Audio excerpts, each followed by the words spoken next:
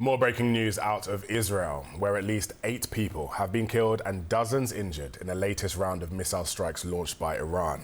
Israel's National Emergency Service says multiple locations were hit on Monday morning. Explosions were seen in the coastal city of Haifa, where missiles hit near an oil refinery. Central Israel's power grid was also damaged in the latest of the back and forth strikes over the weekend.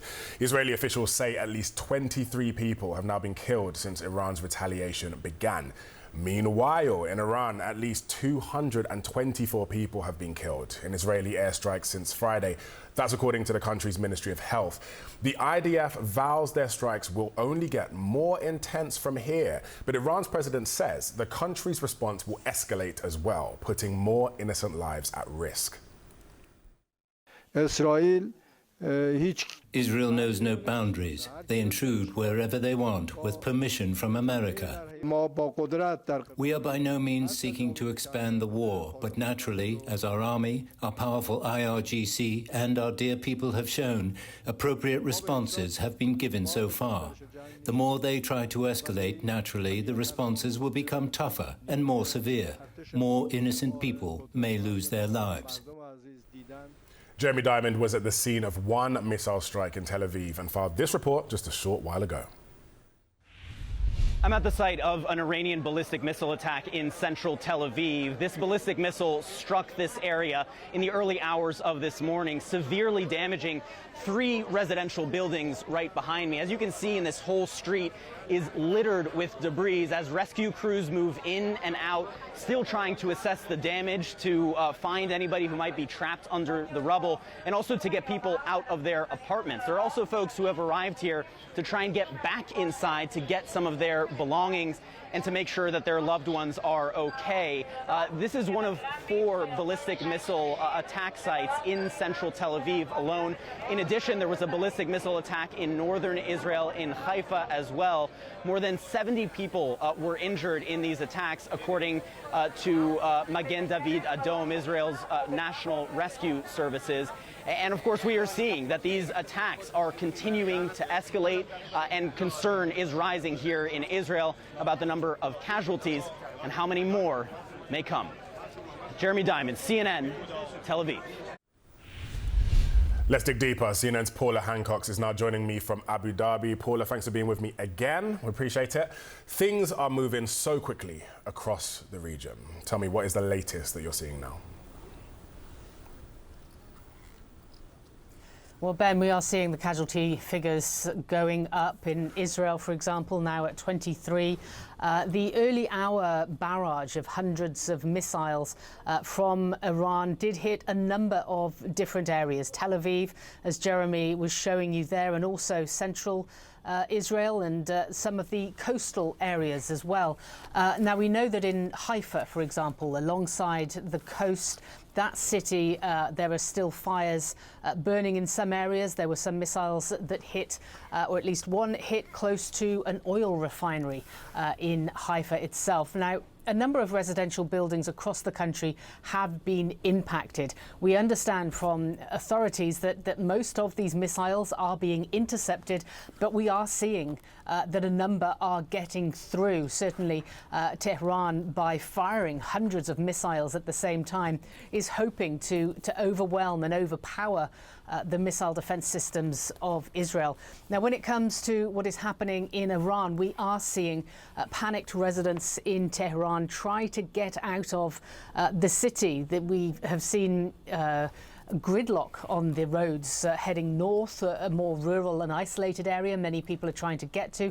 Gas stations are overcrowded as well, as many are trying to escape the areas they believe may be more dangerous. Now, we've heard from the Israeli military that Iranian residents should move away and evacuate if they live anywhere near a weapons production facility, because they say that that is a target.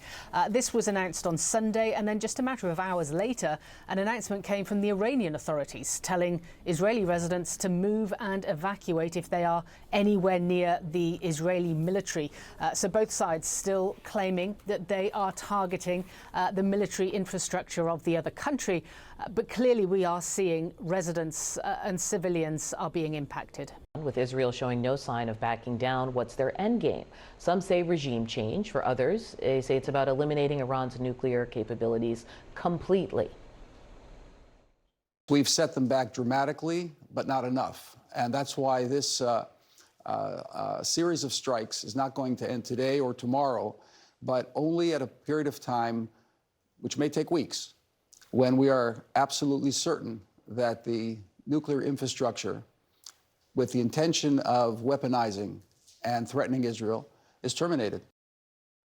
What's clear here is that this is a conflict that has the potential to lead to a broader regional war with the risk of pulling in major powers, including the U.S. The Trump administration is already walking a major diplomatic tightrope.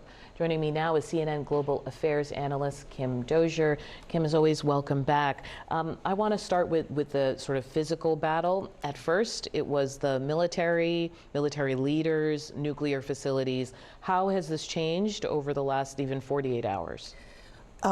They also took out some of the Iranian scientists in civilian areas, which meant civilian casualties.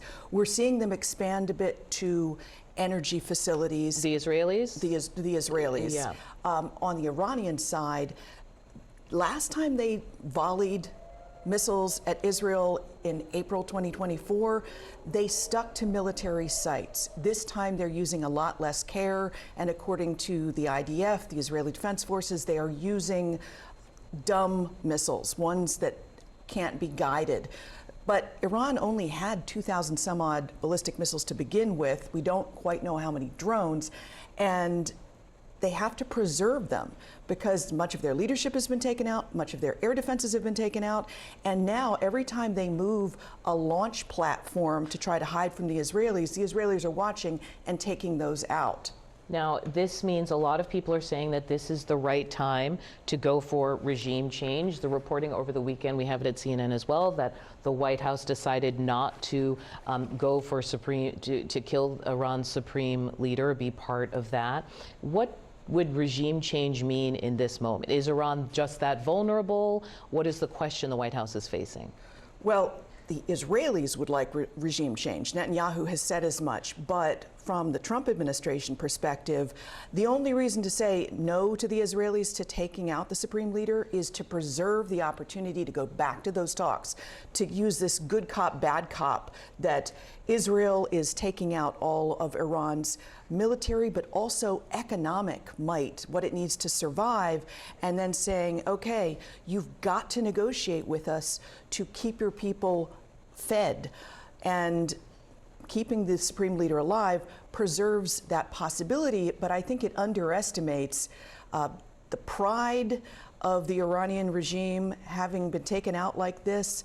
I don't think they'll be back to peace talks anytime soon. Yeah, we've heard so much from about Israel and the idea of the Operation Roaring Lion, but I actually was thinking about something else, which is this idea of like the octopus doctrine, that Iran was at the center of something with many tentacles that was always threatening to Israel. What do you see now with this latest proactive attack on Iran? How far has Israel gone in doing what it hoped to do? Well, one of the reasons Israel couldn't do this before is there were hundreds of missiles in Lebanon pointed at major Israeli cities. It would have been much worse than the volley that we've seen hit Haifa and some of the suburbs of Tel Aviv so far this time around. But by taking Hezbollah out in Lebanon and by taking other proxies out, Yemen still has capability, but they're far away. They have really allowed this kind of attack to go forward. And this was one of the reasons pushing them into this attack. Never again would Iran be so undefended. So from the Israeli perspective, they have made their country safer, even if they're going to be facing this volley of missiles in the coming weeks. And even now, it's not clear where Iran would turn to, correct, for any kind of support. Arab leaders are speaking in favor of Iran, even Saudi Arabia calling them brothers, because in the Arab and Islamic street, people are furious over this. And even though the White House is trying to say, we didn't take part in this attack, they're still being seen as part and parcel and backing this violence against Iran, especially because they're protecting Israel. Kim, thank you so much. Always a lot of context when I speak with you. I appreciate it.